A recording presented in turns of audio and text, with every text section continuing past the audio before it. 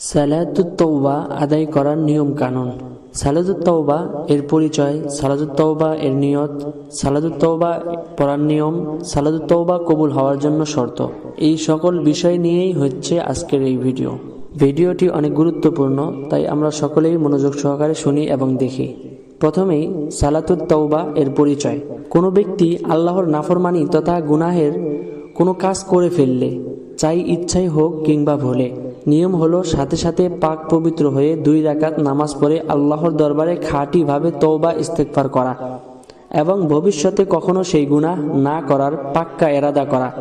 ইসলামী পরিভাষায় একে সালাতুত তওবা বা তওবার নামাজ বলে।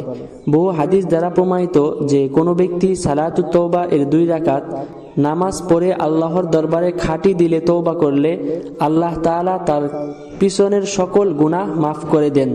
সালাতুত তওবা এর নিয়ত মুখে উচ্চারণ করে আরবি কিংবা বাংলায় নিয়ত করা জরুরি নয়, বরং যে কোনো ভাষায় মনে মনে নিয়ত করাই যথেষ্ট।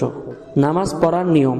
সালাতুত তওবা সাধারণ সুন্নত ও নফল নামাজের ন্যায় যে কোনো সূরা কেরাত দ্বারা আদায় করা যায়।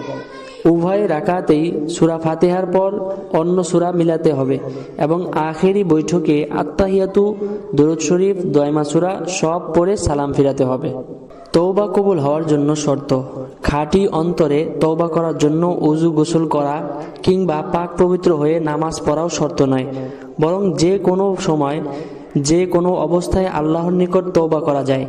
আর উত্তম হলো গুনাহ হওয়ার সাথে সাথেই তওবা করা এবং অন্তরে অনুতপ্ত হওয়া। তাছাড়াও তওবা কবুল হওয়ার জন্য নিম্ন কয়েকটি শর্ত প্রযোজ্য। 1 নাম্বার, একমাত্র আল্লাহর ভয়ে তওবা করতে হবে। 2, অতীতের গুনাহের জন্য অনুতপ্ত ও লজ্জিত হতে হবে। 3, অতীতের সমস্ত গুনাহ বর্জন করতে হবে। 4, ভবিষ্যতে কখনো গুনাহ না করার পাক্কা এরাদা করতে হবে। 5, হক্কুল ইবাদ, বান্দার হক নষ্ট করে থাকলে, যেমন অন্যায়ভাবে কারো টাকা পয়সা সম্পদ ইত্যাদি নিয়ে থাকলে তাকে তা ফিরিয়ে দিতে হবে কিংবা তার কাছ থেকে ক্ষমা চেয়ে নিতে হবে। এই ক্ষেত্রে শুধু মুখে তওবা করলে যথেষ্ট হবে না।